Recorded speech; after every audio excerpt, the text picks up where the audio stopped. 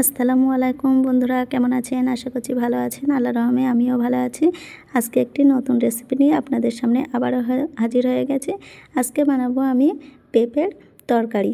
আশা করছি আপনারা আমার রেসিপিটি প্রথম থেকে শেষ পর্যন্ত দেখতে থাকবেন, লাইক কমেন্ট করবেন আর অবশ্যই আমার পাশে থাকবেন। আর এটি আমি সম্পূর্ণ একদম ভিন্ন ধরনের বানিয়েছি। আশা করছি সবারই খুবই পছন্দ হবে। তাহলে বন্ধুরা চলুন রেসিপিটি শুরু করা যাক। এখানে বন্ধুরা আমি একটি মাঝারি সাইজের পেঁপে নিয়েছি আর দুটো ডিম নিয়েছি। পেঁপেটাকে ভালোভাবে আমি বাছাকোটা করে গোটা গোটা করে কেটে ধুয়ে নিয়েছি। আর এদিকে ডিম দুটোকে আমি সুন্দর করে সিদ্ধ করে নিয়েছি। সিদ্ধ করবার পরে আমি দুটো ভাগে ভাগ করে নিচ্ছি একটি ছুরির সাহায্যে। আপনারা চাইলে এখানে ডিমের পরিমাণটাও বাড়িয়ে দিতে পারেন। এখানে একটা প্যান নিয়েছি, তারপরে অল্প পরিমাণ আমি তেল দিয়েছি। আমি পেঁপেটাকে সুন্দর করে ভেজে নেব। আমি একটু অন্য প্রসেসে রান্না করবার চেষ্টা করেছি। আশা করছি যারা পেঁপেটা খেতে পছন্দ করে না তারা অবশ্যই পেঁপেটা খেতে পছন্দ করবে। যারা খেতে পছন্দ করে না সির্ফ তাদের জন্যই আমার এইভাবে আজকের রেসিপিটা বানানো। তো এখন আমি তেলটা গরম হয়ে যাওয়ার পরে আমি পেঁপেটাকে দিয়ে হালকা করে ভেজে নিচ্ছি।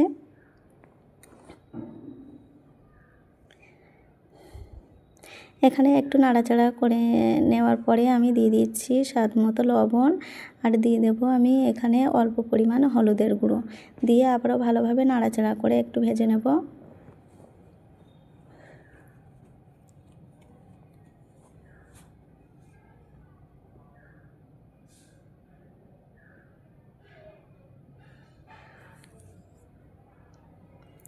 এখানে কিছুক্ষণ ভেজে নেওয়ার পরে এখন দিয়ে দিচ্ছি আমি কিছু পরিমাণ পেঁয়াজ কুচি, দিয়ে দিচ্ছি লঙ্কা, কাঁচা লঙ্কা আর দিয়ে দিলাম অল্প পরিমাণ আদা পেস্ট করা আদা। সেটাকে দিয়ে ভালোভাবে আমি একটু নাড়াচাড়া করে নেব যাতে করে আদার কাঁচা গন্ধটা না থাকে।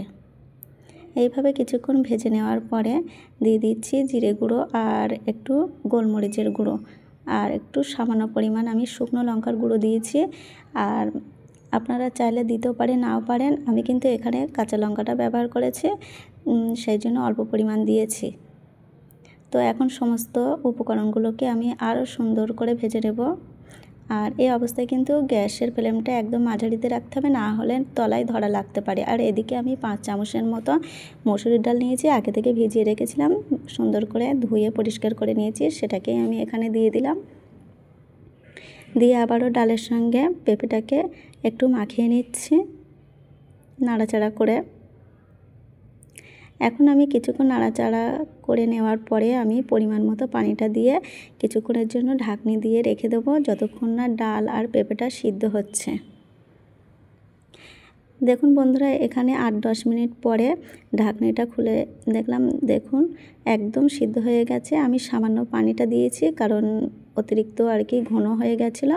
তো আপনারা যে যেমন ঘনত্বটা পছন্দ করেন তেমনই ঘনত্বটা রাখবেন। আর তারপরে আমি এখানে আবার প্যানটাকে পরিষ্কার করে সামান্য পরিমাণ তেল দিয়েছি আর লবণ আর একটু হলুদ দিয়ে দিলাম।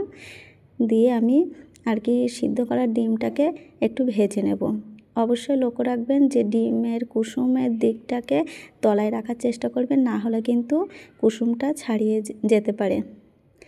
এইভাবে আমি এক পিঠ ভেজে নেব, তারপরে কিছুক্ষণ ভেজে নেওয়ার পরে আবার একটু উল্টে দিয়ে উপরের পিঠটাকেও ভেজে নেব।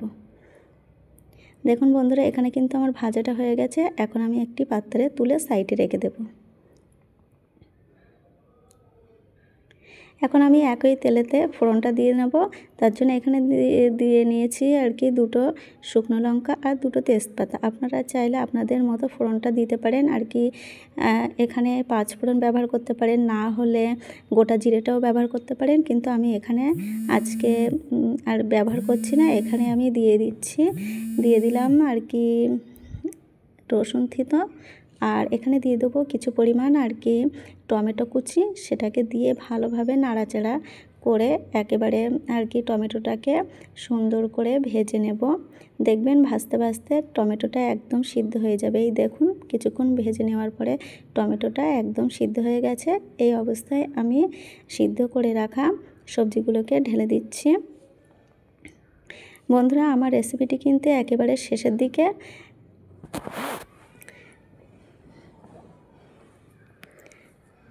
এখন আমি এখানে একটু দিয়ে দিচ্ছি সিদ্ধ করে রাখা আর কি যে ডিম ছিল ভাজবার পরে আমি এখানে দিয়ে দিলাম। আর কিন্তু এখানে বেশি নাড়াচাড়া করা যাবে না, কারণ ডিমটা ভেঙে যাওয়ার সম্ভাবনা থাকে। আর উপর থেকে একটু গরম মশলা দিয়ে দিচ্ছি আর দিয়ে দেবো একটু চিনি, 1 চামচের মতো এখানে চিনিটা আমি অ্যাড করব, যাতে খাবারের স্বাদটাকে ব্যালেন্স করবার জন্য আমি চিনিটা দিয়েছি। অবশ্যই দেবেন, তাহলে দেখবেন টেস্টটা আরও ভালো লাগবে। তাহলে বন্ধুরা, আজকের রেসিপিটি আমার এই পর্যন্ত। পরের রেসিপিতে আর কি দেখা হবে।